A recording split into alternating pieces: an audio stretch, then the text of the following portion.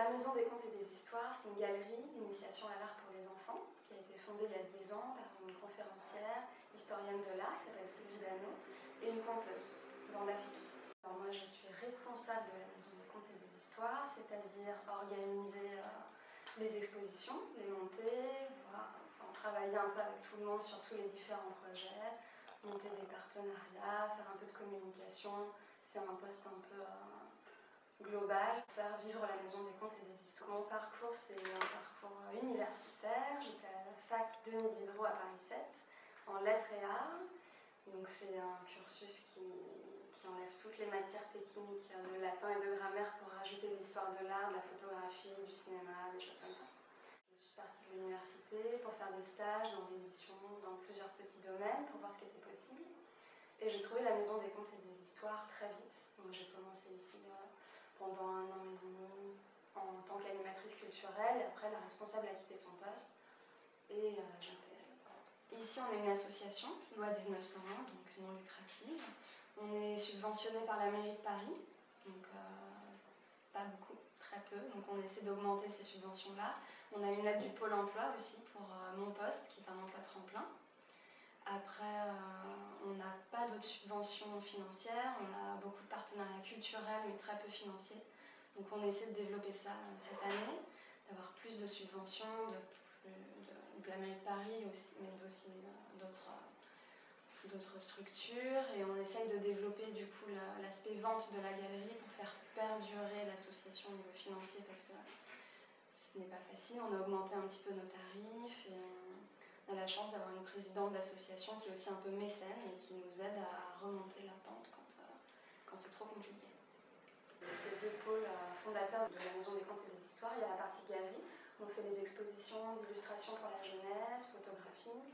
Et de l'autre côté, il y a le contier, qui est l'espace du conte, qui est réservé aux contes. Donc c'est une bibliothèque avec des livres de contes, des livres anciens, tout le fond documentaire pour les conteuses. Et c'est là que les conteuses racontent les histoires. Autour des thématiques des expositions, qui durent environ 2-3 mois, c'est des ateliers en lien avec nos thématiques d'exposition. Donc il y a une partie théorique qui dure environ une demi-heure, une demi-heure, qui est donc ce qu'on appelle initiation à l'histoire de l'art, où là on rentre dans la thématique sur lesquelles on travaille en regardant des images avec les enfants.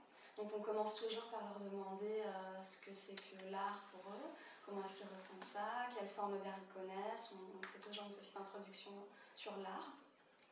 Ensuite, on rentre dans la thématique de l'exposition. Pour le Brésil, on va faire des carnavals d'oiseaux imaginaires, mais qui partent d'oiseaux réels du Brésil.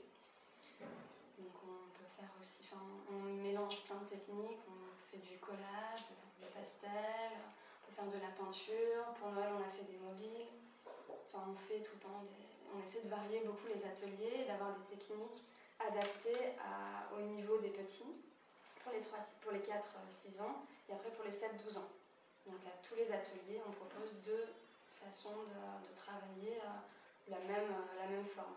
Ça m'a apporté beaucoup de choses, déjà dans la gestion d'un espace, la gestion d'une équipe, monter des expositions, contacter des illustrateurs, comment tout ça fonctionne, ça m'a tout appris.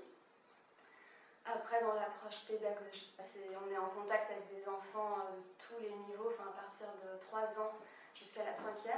Et on a plein d'activités avec eux, donc ne serait-ce que les visites de la galerie qui sont une introduction à toutes nos séances de contes. Donc regarder des images avec eux, faire de l'observation, avoir juste un contact oral avec eux. Après, il y a les ateliers plastiques, les ateliers d'invention, donc tout ça à travailler tous les jours. Ça m'a forcément appris dans le contact, en fait, tout simplement.